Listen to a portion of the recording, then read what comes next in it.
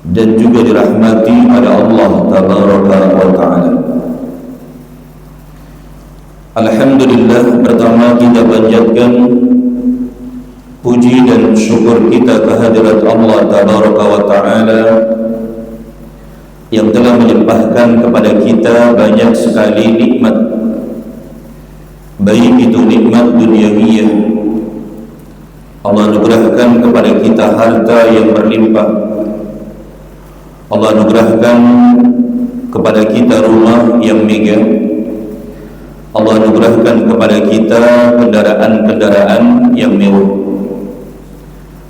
Terlebih Allah Subhanahu wa Ta'ala telah memberikan kepada kita kenikmatan dunia, yang dua kenikmatan yang sangat besar, dua kenikmatan yang hanya Allah Subhanahu wa Ta'ala berikan kepada hamba-hamba yang dicintainya saja, yaitu nikmat iman dan nikmat Islam.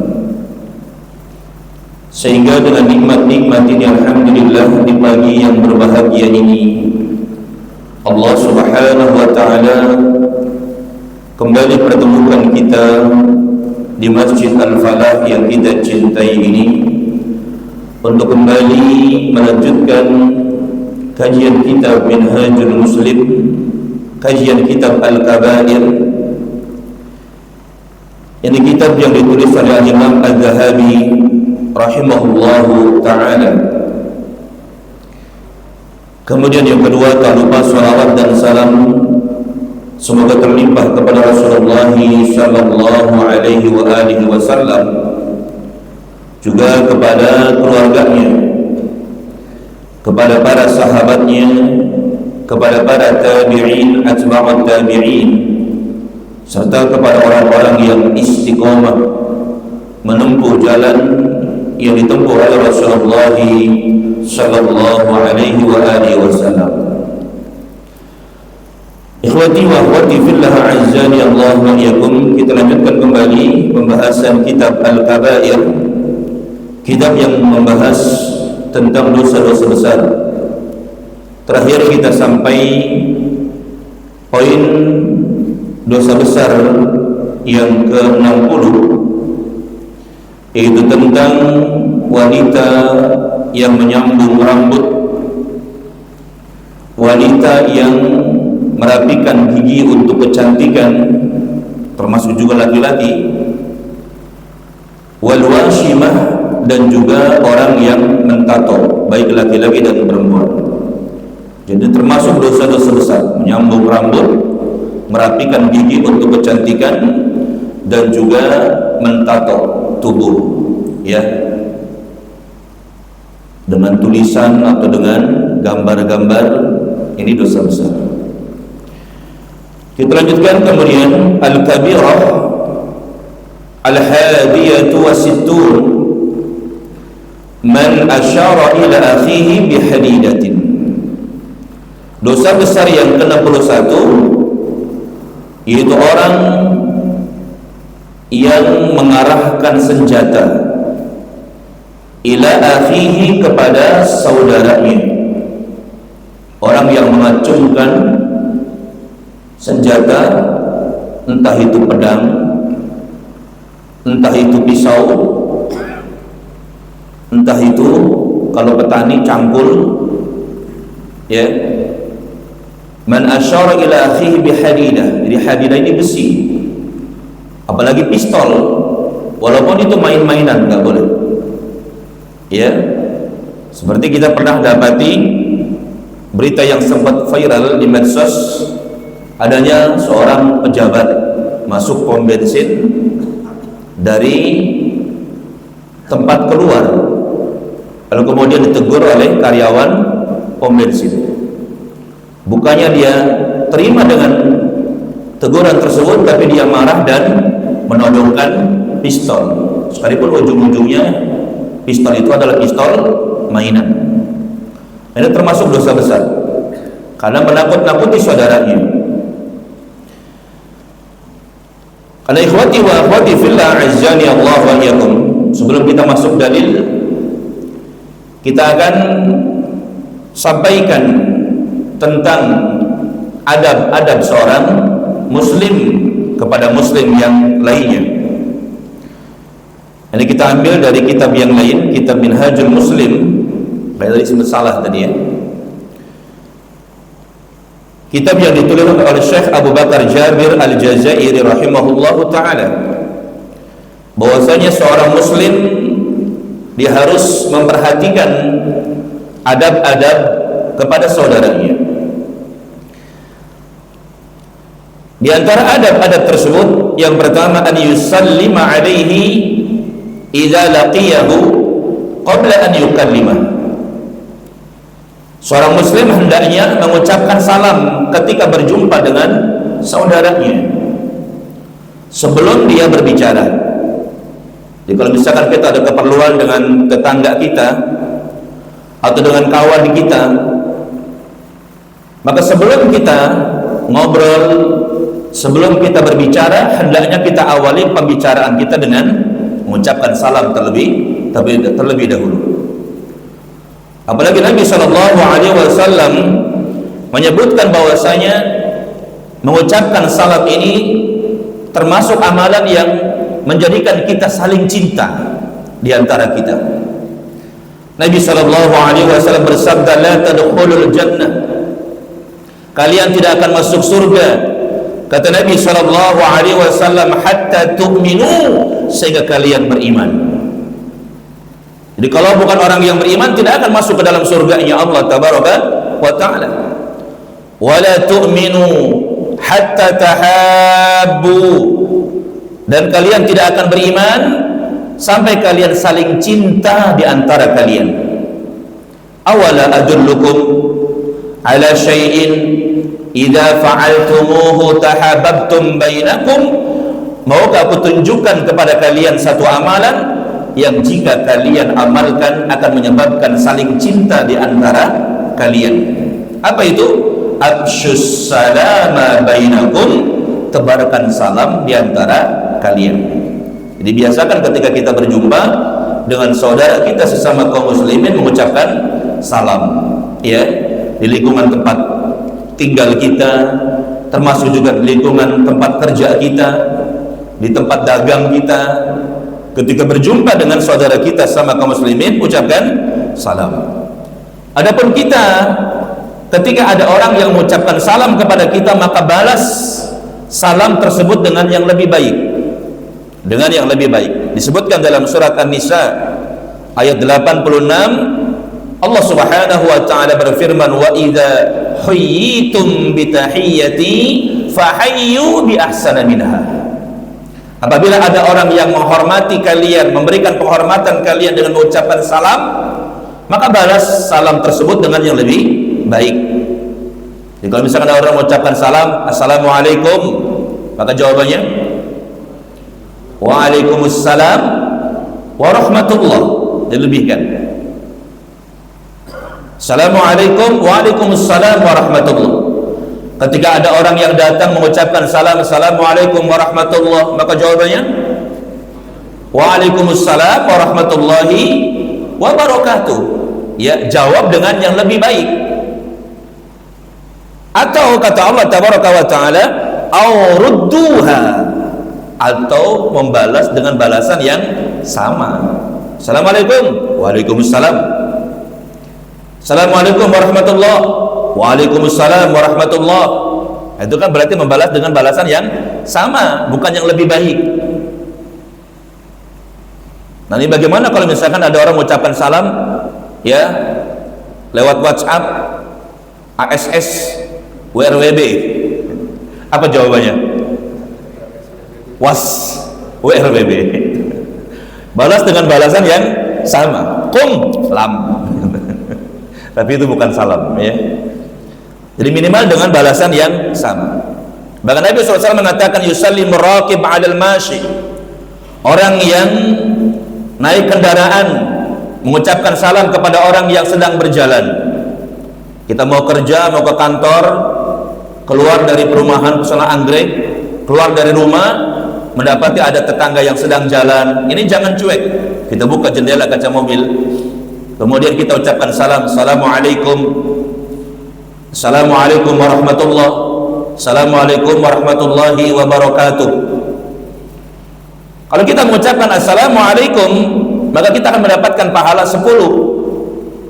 Kalau kita mengucapkan assalamualaikum warahmatullahi, kita akan mendapatkan pahala 20. Kalau kita mengucapkan assalamualaikum warahmatullahi wabarakatuh, dapat pahala berapa? 30. Tapi cukup sampai di situ. Jangan dilanjut dengan innal hamdalillah. Nah, itu ceramah soalnya. Ya, assalamualaikum warahmatullahi, assalamualaikum warahmatullahi. Berapa kebaikan yang kita dapatkan? Dulu ada seorang sahabat Nabi SAW ketika menemui Nabi SAW mengucapkan salam, assalamualaikum. Dijawab oleh Nabi SAW salamnya, dan Nabi mengatakan lahu asyaratun, dia dapat pahala 10. Datang lagi sahabat yang kedua mengucapkan salam kepada Nabi SAW, assalamualaikum warahmatullahi. Dijawab salamnya oleh Nabi SAW, kemudian Nabi mengatakan lahu isyrun, dia mendapatkan 20 pahala. Datang sahabat yang ketiga mengucapkan salam kepada Nabi SAW, assalamualaikum warahmatullahi wabarakatuh. Nabi jawab salamnya, dan Nabi mengatakan lahu salasuna, dia mendapatkan 30 pahala. Orang yang naik kendaraan mengucapkan salam kepada orang yang berjalan.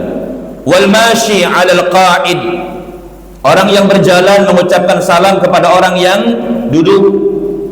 Ada tetangga yang sedang duduk-duduk di pinggir jalan, kita sedang jalan pagi, jalan sore, atau misalkan mau ke warung, maka kita yang berjalan mengucapkan salam kepada orang yang duduk. Kemudian wal qalil 'alal katsir, orang yang jumlahnya sedikit mengucapkan salam kepada orang yang jumlahnya banyak. Bahkan termasuk yang muda mengucapkan salam kepada yang lebih tua. Ini perintah ketika kita mengucapkan salam. Kemudian juga dalam hadis yang lain,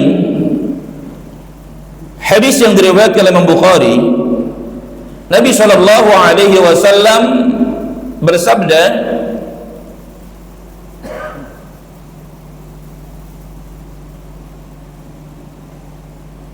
wa taqra'us salam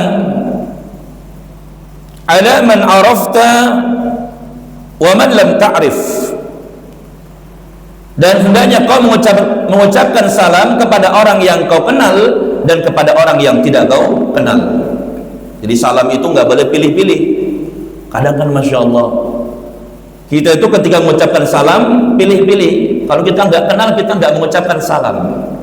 Benar atau tidak? Jangankan yang nggak pernah ngaji, di kajian pun banyak. Dia ada jamaah kita yang kadang ngadu, ya, ngaji di tempat itu nggak enak banget. Kenapa? Masa salaman atau mengucapkan salam kepada CS-nya doang? Jadi mereka berkelompok-kelompok, bahkan bersalaman itu ya hanya yang kenal saja dengan mereka. Ini nggak boleh, karena ini akan menyakiti saudara kita. Bahkan termasuk kalau ada orang mengucapkan salam kepada kita, mau kita kenal mau kita nggak kenal, kita jawab salamnya. Karena kalau kita nggak jawab, bagaimana? Sakit hati atau enggak? Sakit hati atau enggak? Sakit hati. Pernah ngalamin soalnya dulu. Di saat mau beli cat rumah, dulu kan tukang cat jarang ya. Daerah Cibitung belum ada yang cat besar gitu, toko cat besar. Jadi belanjanya di Bulak Kapal, sebelah kanan kalau dari Cibitung. Jadi ketika datang kemudian motor anak parkir, terus ngelihat ada depan toko orang yang pakai jubah. Dalam hati husnudzon, kalau orang pakai jubah, wah ini udah ngaji gitu. Kalau udah pakai jubah, udah ngaji seperti kita gitu. Langsung ana ucapkan salam, assalamualaikum warahmatullahi wabarakatuh. Ternyata salam nggak dijawab. Lemparan senyum ana itu juga nggak dibales. sakit banget hati. Karena malu ya, akhirnya langsung ke penjual cat, Pak, cat warna kuning Pak. Ngalihin apa? Ngalihin perhatian kan gitu.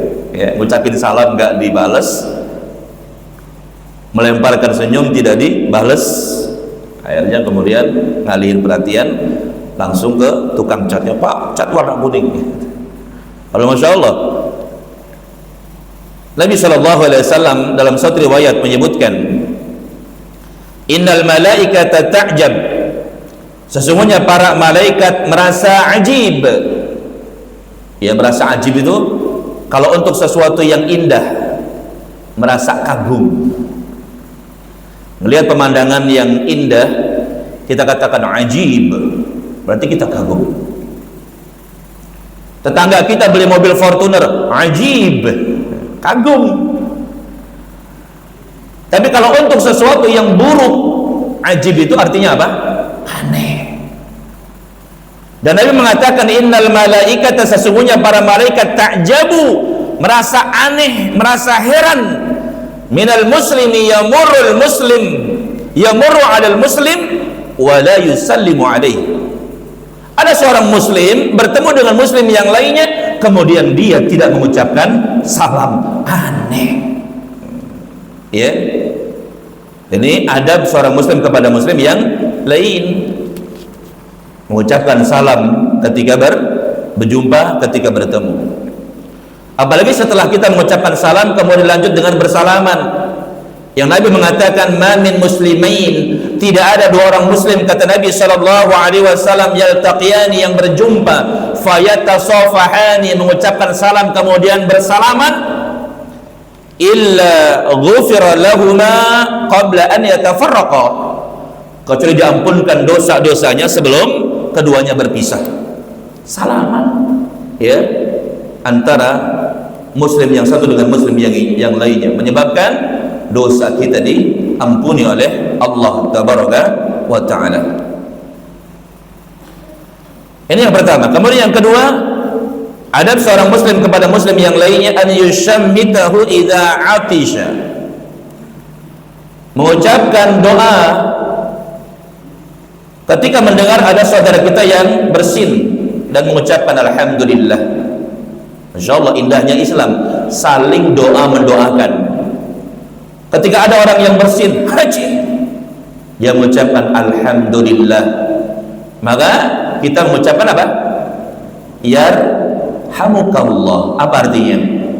Semoga Allah merahmati Anda. Bahkan orang yang didoakan dengan yarhamukallah, semoga Allah merahmati engkau, membalas doanya dengan yahdikumullah, semoga Allah subhanahu wa ta'ala memberikan petunjuk kepadamu, memberikan hidayah kepadamu. Indahnya Islam, saling doa mendoakan di antara kita. Maka termasuk ya, bukan hanya ketika ada saudara kita yang bersin, bahkan ketika ada saudara kita yang sedang bersedih, atau ada saudara kita yang sedang tertimpa musibah, kita doakan agar diberikan kekuatan, diberikan kesabaran oleh Allah tabaraka wa ta'ala. Termasuk juga kalau misalkan ada saudara kita yang beli mobil baru atau juga memakai pakaian baru, kita doakan. Dan ini sudah sering kita amalkan ya. Kalau misalkan kita melihat ada saudara kita yang memakai pakaian yang baru, sendal baru, jam tangan baru, biasanya kita sering mengucapkan apa? Apa yang kita ucapkan? Sering kita ucapkan, semoga awet, ya kan? Semoga awet, semoga memberikan manfaat, itu doa, ya. Jadi saling doa mendoakan, bukan hanya ketika kita mendengar saudara kita bersin, tapi juga ketika kita mendapati ada saudara kita yang mendapatkan musibah atau mendapatkan ujian dari Allah, termasuk ketika mendapatkan kebahagiaan.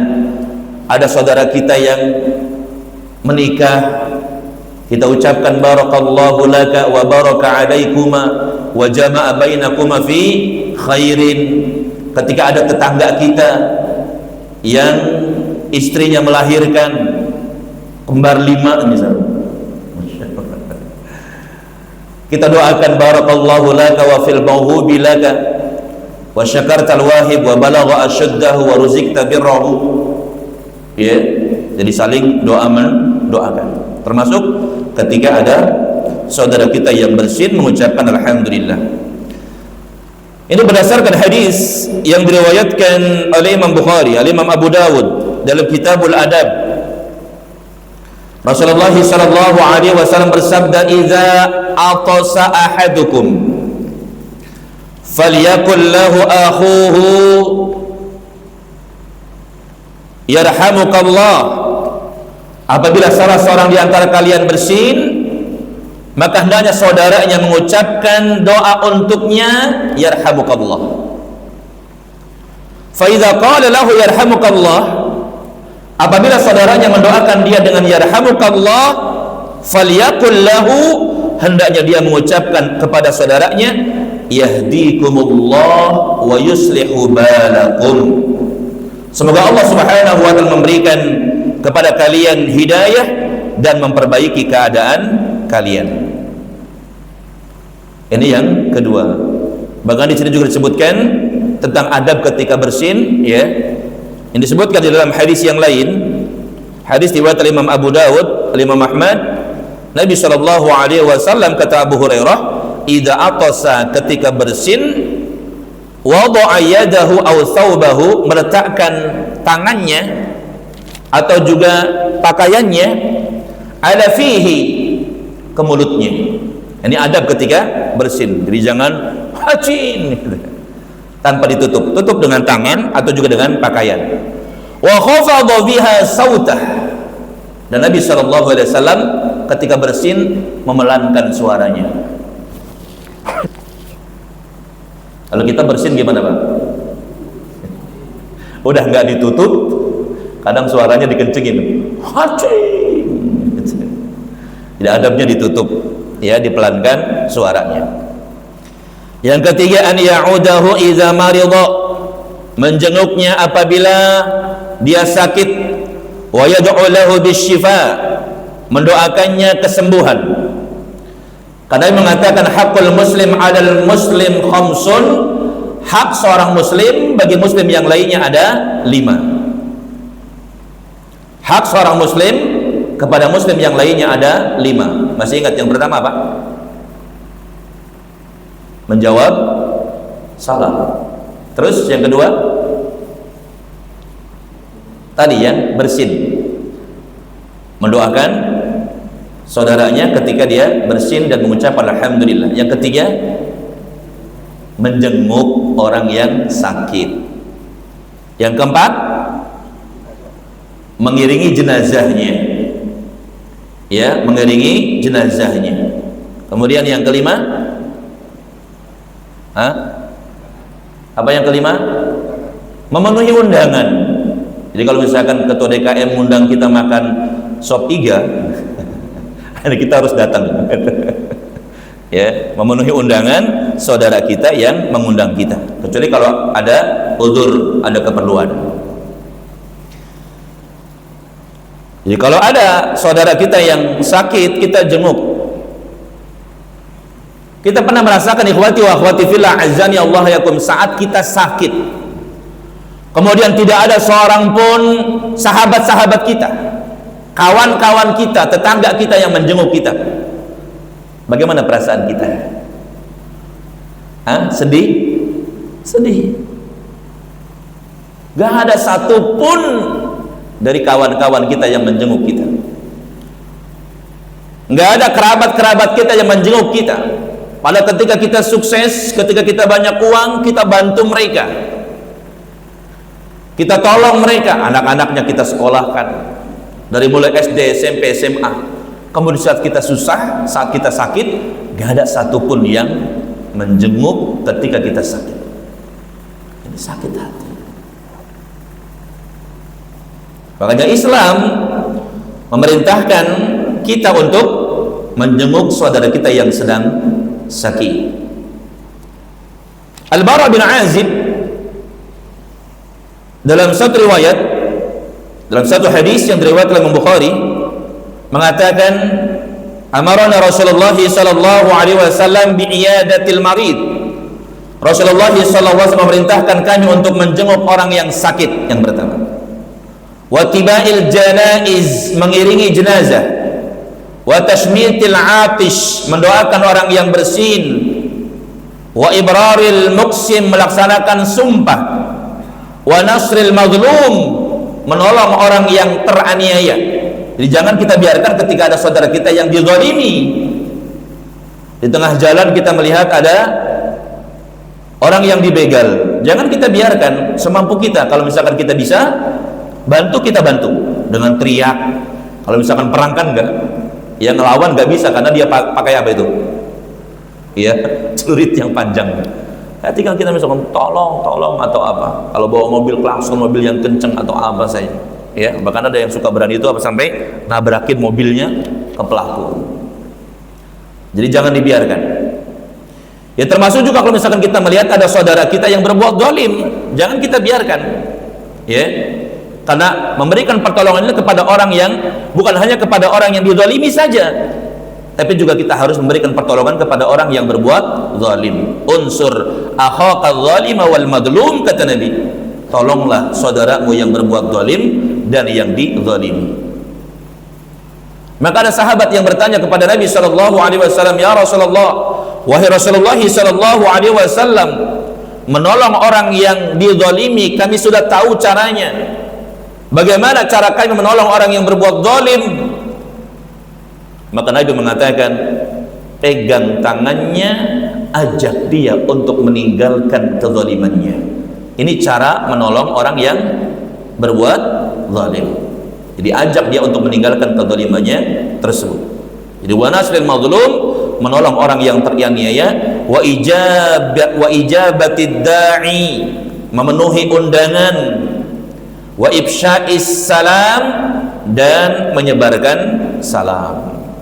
Ya, jadi adab seorang muslim kepada muslim yang lainnya menjenguk saudaranya yang sakit. Bahkan ketika kita menjenguk saudara kita, bukan hanya kita datang, tapi juga membuat dia senang.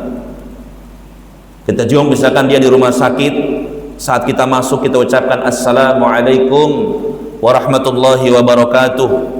Lalu kemudian kita duduk di dekatnya, kita tanya kabarnya, kita tanya penyakitnya apa.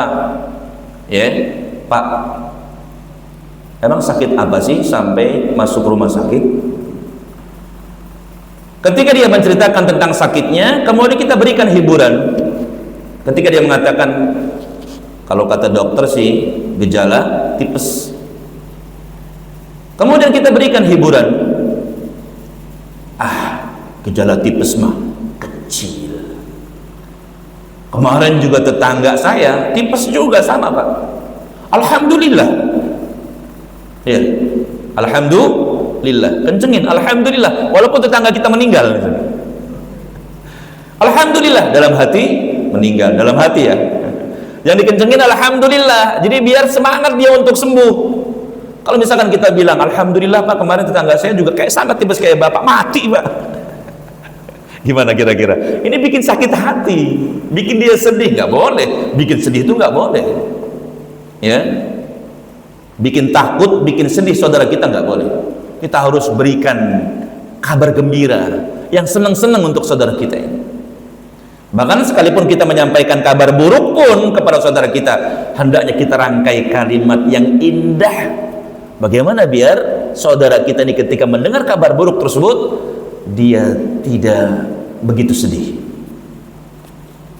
Ya, seperti Ummu Sulaim. Siapa Pak Ummu Sulaim itu? Ummu Sulaim siapa? Ibunya Sulaim. Berarti suaminya siapa? Abu Sulaim. Ummu Sulaim ibunya Anas bin Malik radhiyallahu anhuma. Ketika anaknya meninggal dunia, Ummu Sulaim berkata kepada saudara-saudaranya, jangan ada satupun di antara kalian yang menceritakan tentang wafat anaknya Abu Talha suamiku biar saya sendiri yang mengabarkan, menyampaikan berita duka ini kepadanya. Ummu Sulaim, begitu sabarnya Ummu Sulaim, ikhwati wa akhwati fillah, azani Allah, seorang wanita yang kebanyakan wanita kalau mendapatkan musibah, kalau ditimpa musibah, mereka enggak kuat. Anaknya meninggal dunia, suaminya meninggal dunia, yang ada nangis terus. Itu biasanya para wanita. Yang kuat itu biasanya kita ya, para laki-laki. Tapi kadang ada juga yang enggak kuat ya.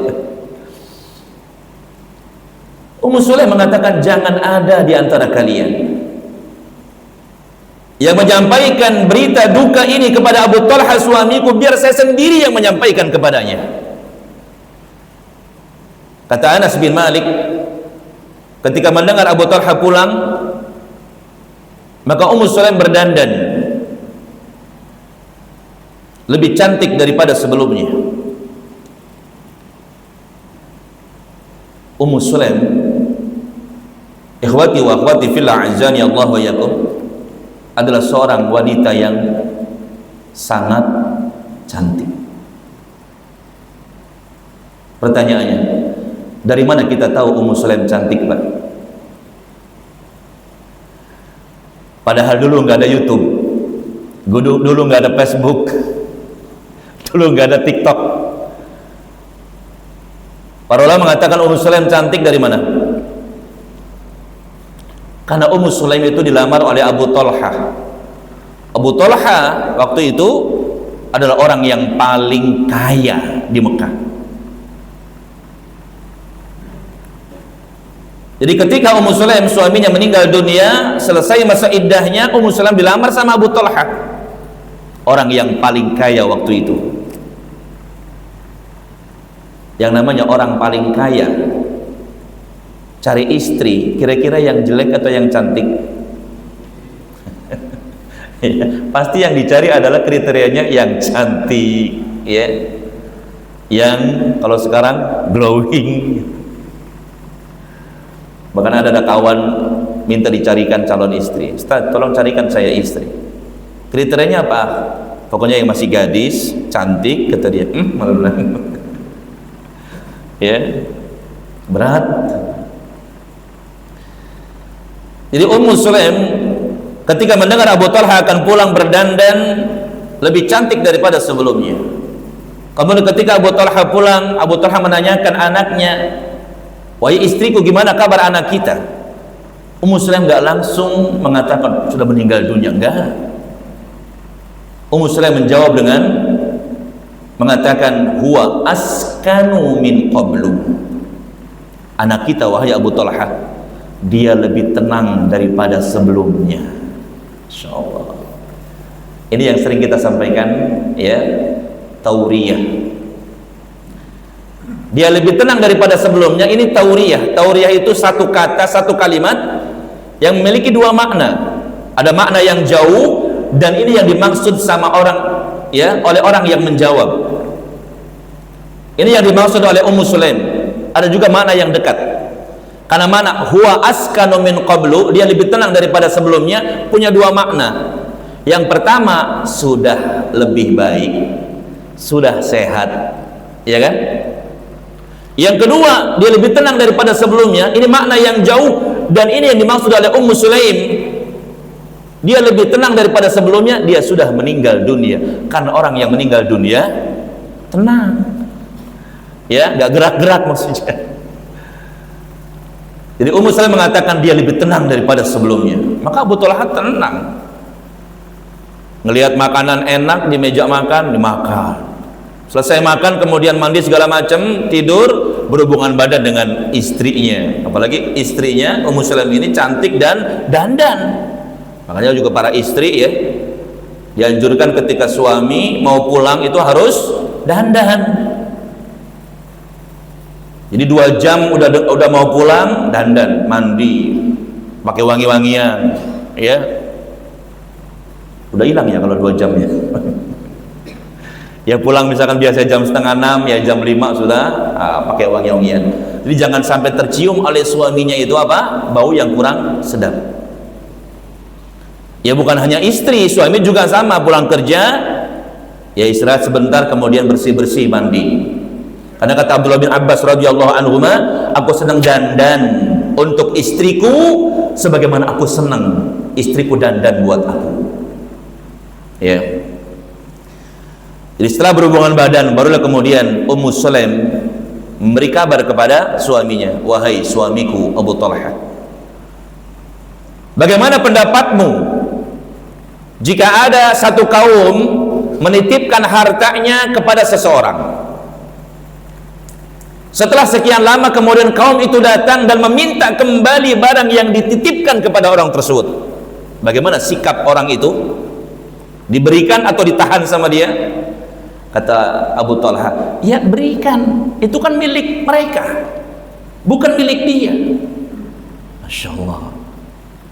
Jadi ngasih tahunya juga pakai bahasa yang indah, sehingga Abu Talha mengatakan, berikan, itu titipan, bukan milik dia, berikan kepadanya. Sehingga Ummu Sulaim mengatakan, sekarang wahai suamiku, kuburkan anak kita, karena anak kita telah diambil oleh pemiliknya, yaitu Allah tabaraka wa ta'ala. Insyaallah ya, sempat-sempatnya gitu ya, menyampaikan kabar duka dengan kalimat yang indah. Abu Talha marah. Marahnya Abu Talha bukan karena wafat anaknya, marahnya Abu Talha bukan karena anaknya telah meninggal dunia, bukan. Marahnya Abu Talha adalah karena sempet-sempetnya anaknya meninggal dunia, makan enak, bahkan sampai berhubungan badan. Itu yang bikin marah Abu Talha. Apalagi di zaman kita, ada nggak kira-kira anaknya meninggal dunia sempet-sempetnya berhubungan badan? Ada nggak? Nggak bakal ada. Yang ada nangis terus kan. Yakin istri kita kalau misalkan kita kepengen pun dicolek mah, apa sih gitu.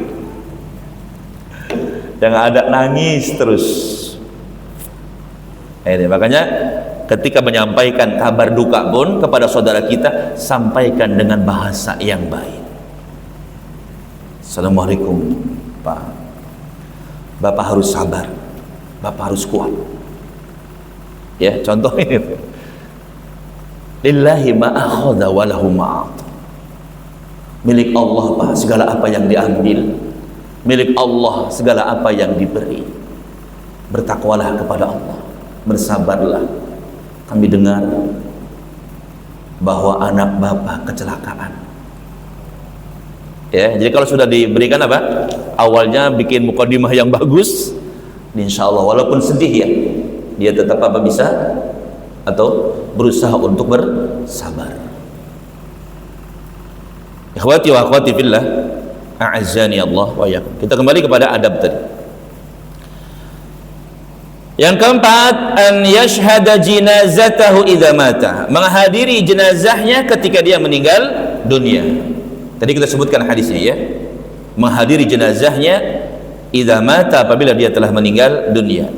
Yang kelima, an yabarra qasamahu idza aqsama alaihi fi syai', melaksanakan sumpahnya ketika dia bersumpah kepada saudaranya dalam satu perkara. Misalkan bersumpah, saya bersumpah akan memberikan kepadamu sebuah rumah, laksanakan sumpahnya. Yang keenam, an yansaha lahu idza stansahahu fi syai'in minal asya', memberikan nasihat ketika ada saudara kita datang kepada kita minta nasihat. Akhi, tolong nasihatin anak ini udah malas banget ngaji, anak sudah malas mendatangi masjid-masjid Allah untuk mengerjakan sholat berjamaah, tolong berikan nasihat kepada saya. Apabila ada saudara kita datang kepada kita minta nasihat, berikan nasihat semampu kita. Contoh misalkan dengan mengatakan, akhi, yang namanya tujuan Allah menciptakan kita di dunia ini untuk beribadah kepada Allah. Wa ma khalaqtul jinna wal insa illa liya'budun, dan tidaklah aku ciptakan jin dan manusia kecuali untuk beribadah kepada aku, kata Allah. Kita harus ingat, di dunia ini kesempatan kita untuk beramal, karena di dunia ini ada amal nggak ada balasan, tapi nanti di akhirat yang ada balasan, tidak ada amal. Perbanyak melakukan ketaatan kepada Allah, semangat dalam beribadah kepada Allah. Isi hari-hari kita, gunakan umur yang Allah berikan kepada kita untuk beribadah kepada Allah. Terlebih umur kita di dunia ini nggak lama, paling 60 sampai 70 tahun saja. Berikan nasihat sesuai dengan kemampuan kita. Ya, akhi, anak ini banyak utang, gak bisa bayar. Nah, minta nasihatnya. Nasihatnya gimana berarti? Hah? Bayar. Antum banyak utang? Iya, sama anak juga. Nasihati sesuai dengan kemampuan kita. Atau kalau misalkan kita nggak bisa bantu akhi untuk bantu utang antum, menang nggak bisa, karena anda juga banyak utang. Udah gini saja. Anda pernah dengar satu hadis Nabi SAW. Jadi Nabi SAW pernah melihat ada seorang sahabat yang namanya Abu Umamah. Dia berada di masjid di luar waktu salat. Maka Nabi SAW paham, orang biasanya kalau ingat Allah itu lagi apa? Lagi susah. Kalau kita gimana Pak? Ingat Allah lagi senang apa lagi susah? Sama ya, lagi susah. Maka Rasul tahu nih Abu Umamah dalam keadaan sulit pasti ini. Maka Rasul bertanya kepada Abu Umamah, ya Abu Umamah, hai Abu Umamah, mali araka jalisan fil masjid fi ghairi waqti shalah. Aku lihat kau berada di masjid di luar waktu salat. Kenapa? Jawabannya benar. Abu Umamah mengatakan, humumul lazimatni ya Rasulullah wa duyulun. Saya sedang galau, saya sedang resah, dan saya sedang banyak hutang wahai Rasulullah sallallahu alaihi wasallam. Lalu Rasul memberikan solusi. Apa solusinya? Hei Abu Umamah, maukah aku tunjukkan kepadamu satu amalan, satu doa yang apabila kau baca di pagi dan sore hari, maka Allah akan hilangkan kegalauanmu, keresahanmu, dan Allah akan berikan kemampuan kepadamu melunasi semua hutang-hutangmu. Qul idza asbahta wa idza amsayta, ucapkanlah ketika di pagi hari dan sore hari, Allahumma inni a'udzu bika minal hammi wal hazan wa a'udzu bika minal ajzi wal kasal. Ya Allah, sesungguhnya aku berlindung kepadamu dari kesedihan, kegalauan, keresahan hati. Aku juga berlindung kepadamu ya Allah dari ketidakmampuan dan kemalasan, malas baca Quran, malas datang ke masjid, malas ngaji, malas zikir. Wa a'udzu bika minal jubni wal bukhl. Aku berlindung kepadamu ya Allah dari pengecut, dari kikir, dari pelit. Wa a'udzu bika min ghalabatid dain. Aku berlindung kepadamu dari terlilit hutang dan wa qahrir rijal, dan dikuasai sama orang. Jadi minimal kita memberikan apa? Bantuan atau memberikan solusi sedikit lah. Saya nggak bisa bantu masalah uang, nih amalkan doa ini saja. Allahumma inni a'udzubika minal hammi wal hazan wa a'udzubika minal ajzi wal kasal wa a'udzubika minal jubni wal bukhl wa a'udzubika min ghalabatid daini wa qahrir rijal. Baca pagi sore, Allah akan berikan kemudahan untuk melunasi hutang-hutang. Ya. Nah, kemudian yang ketujuh, an yuhibba lahu ma yuhibbu li nafsi, mencintai untuk saudaranya apa yang dia cintai untuk dirinya sendiri. Mencintai untuk saudaranya apa yang dia cintai untuk dirinya sendiri. Kalau misalkan dia seneng ditraktir, maka jangan lupa suka traktir temen. Dia jangan maunya ditraktir terus tapi nggak pernah traktir. Mie ayam lewat, makan mie ayam enak nih gitu. Tujuannya apa? Biar ditraktir sama kawannya. Nggak pernah traktir. Kalau ada yang sakit jenguk, karena kita pun kalau misalkan sakit ada yang jenguk itu merasakan senang. Ya, mencintai untuk saudaranya apa yang dia cintai untuk dirinya sendiri. Berdasarkan hadis Nabi sallallahu alaihi wasallam, la yu'minu ahadukum hatta yuhibba li akhihi ma yuhibbu li nafsihi wa yakrahu lahu ma yakrahu li nafsihi. Tidak sempurna keimanan salah seorang di antara kalian, kata Nabi, sehingga dia mencintai untuk saudaranya apa yang dia cintai untuk dirinya sendiri, dan membenci untuk saudaranya apa yang dia benci untuk dirinya sendiri. Ini yang ketujuh. Yang kedelapan, an yansurahu, menolongnya, memberikan pertolongan kepada saudaranya. Yang kesembilan, ala yamussahu bisu, tidak menimpakan keburukan, aw yanalahu bimakruh, atau menimpakan sesuatu yang dibenci kepada saudaranya. Rasul mengatakan kullul muslim 'alal muslim haram, setiap muslim bagi muslim yang lainnya haram. Apanya? Dammuhu, darahnya, wa maluhu, hartanya, wa irduhu, dan kehormatannya. Jangan sampai kita mendolimi saudara kita dengan menipu, curang, dan termasuk juga tidak boleh kita menyakiti saudara kita dengan menodai kehormatannya, menjelek-jelekan saudara kita yang jelek, ya, nggak boleh. Apalagi kalau orang jelek dijelek-jelekin, biasanya marah. Ya, beda dengan kalau misalkan kita ganteng dibilang jelek, insyaallah nggak marah.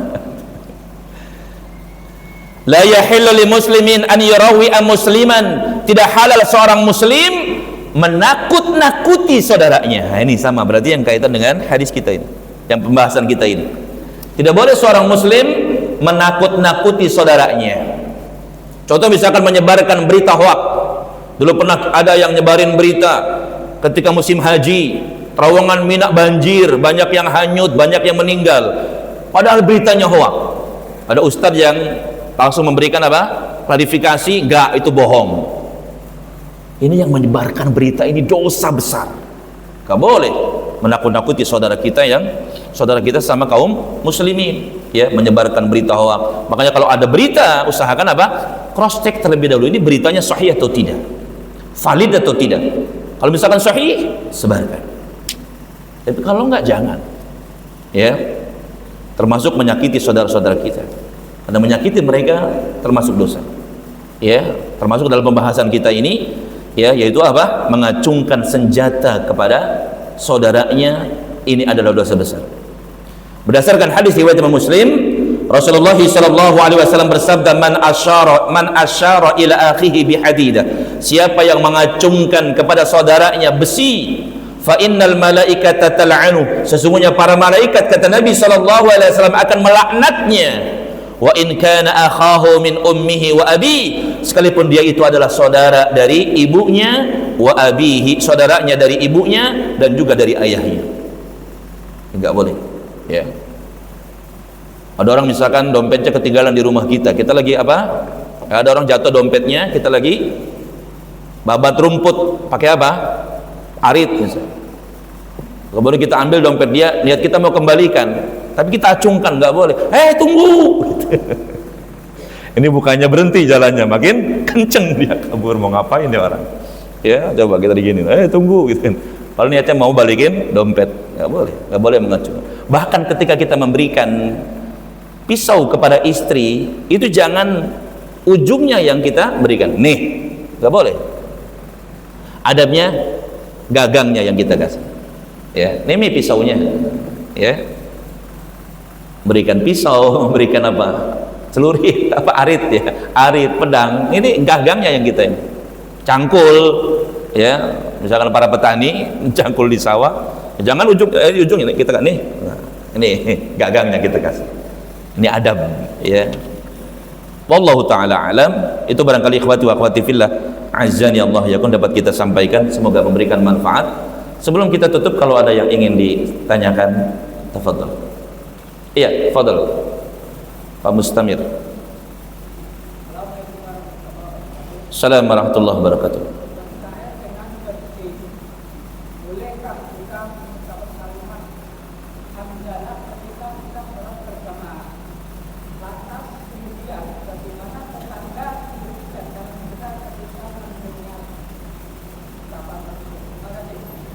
Berarti lagi sholat. Lagi sholat ada yang bersin, bolehkah kita mengucapkan alhamdulillah? Jangan. Iya kalau satu orang yang bersin. Kalau 10 orang, kita ketika sholat diperintahkan untuk fokus kepada apa yang kita baca. Baca bacaan sholat.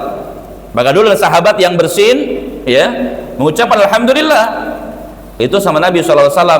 Kemudian ditegur selesai sholat, dan Nabi mengatakan bahwasanya ketika kita sholat hendaknya kita menyibukkan diri dengan bacaan-bacaan sholat. Ya, jadi kalau lagi sholat jangan.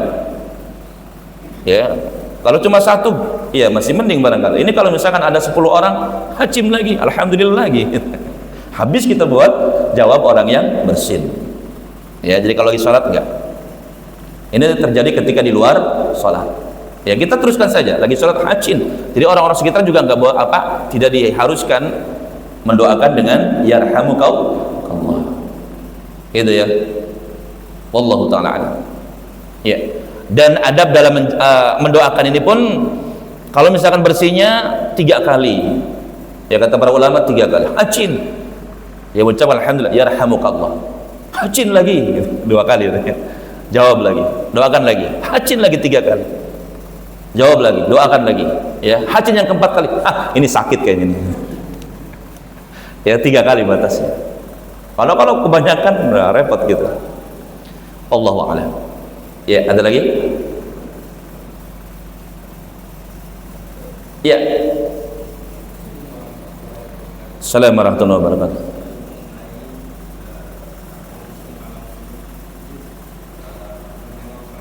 Menjenguk orang yang sakit.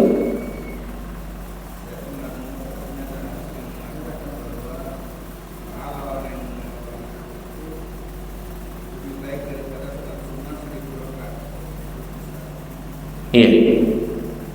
Menjenguk orang yang sakit besar pahalanya di sisi Allah tabaraka wa ta'ala. Bahkan Nabi sallallahu alaihi wasallam menyebutkan orang yang menjenguk orang yang sakit, maka dia bagaikan memetik buah-buahan surga, kata Nabi. Allah utus kepadanya 70.000 malaikat yang akan mendoakan dia ketika jenguknya pagi hari. Kita biasanya jenguk orang yang sakit pagi atau sore? Sore. Pagi nggak ada? Nggak boleh. Apa? Oh, kerja. Ya kalau ada. Menjenguk, kalau kita jenguknya pagi, maka Allah akan utus 70.000 malaikat mendoakan dia sampai sore. Allahumma gfir lahu, Allahumma rahamhu, ya Allah ampuni dia, ya Allah rahmati dia. Kalau jenguknya sore, Allah utus 70.000 malaikat mendoakan dia. Allahumma gfir lahu, Allahumma rahamhu, sampai pagi hari. Besarnya pahala menjenguk orang yang sakit. Termasuk juga ada manfaat bagi orang yang menjenguk. Apa manfaat yang didapatkan oleh orang yang menjenguk? Pertama, dia ingat betapa besarnya nikmat kesehatan.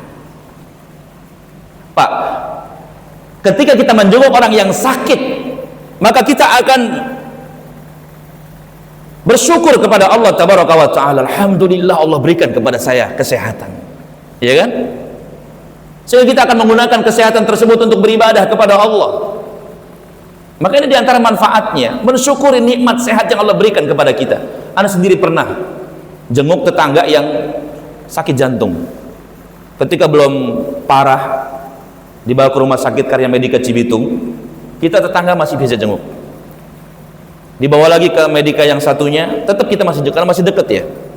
Ketika sudah parah Pak, dibawa ke Harapan Kita Jakarta, tidak ada satupun dari tetangga-tetangganya yang jenguk, termasuk anak, karena jauh. Sampai kemudian ada satu tetangga ibu-ibu mendatangi anak, Pak Sukiani, ini kita nggak ada yang jenguk Pak Bowo ya, rahimahullahu ta'ala. Iya ya Bu ya. Ya udah Bu, kita berapa orang kayak kita jenguk yuk ke sana. Akhirnya kita nyewa mobil ke sana Pak, bareng-bareng. Lalu kemudian alhamdulillah pas jam jenguk ya, kita jenguk. Naik dua orang gantian. Ketika pas giliran ana, itu langsung kena banget gitu. Ya Allah. Karena beliau ini sudah nggak bisa ngapa-ngapain Pak. seluruh tubuhnya sudah penuh dengan alat-alat medis. Itu nangis. Pertama karena kasihan sama beliau, yang keduanya ya ingat sama anak. Kita ini nggak selamanya sehat. Satu hari kita akan mengalami seperti ini. Ada jamaah kita yang dulunya sehat, rajin baca Quran, belajar Quran, sekarang kena stroke, Pak, Masya Allah. Tapi semangat ngajinya luar biasa, kadang masih datang kalau nggak ngedrop gitu ya. Jadi ketika kita menjenguk orang yang sakit, ada manfaatnya, akan mensyukuri nikmat Allah, sehingga kita akan menggunakan nikmat tersebut untuk beribadah kepada Allah tabaraka wa ta'ala. Karena kadang kita kalau misalkan dikasih sehat terus lupa sama Allah ya. Adapun tentang lebih utama dari 100.000 rakaat, Allah alam. Anda belum pernah dengar hadisnya, makanya harus di cross check dulu. Ini agak janggal juga, 100.000 rakaat ya, wallahu alam. Nanti insya Allah kita carikan apakah hadisnya sahih atau tidak.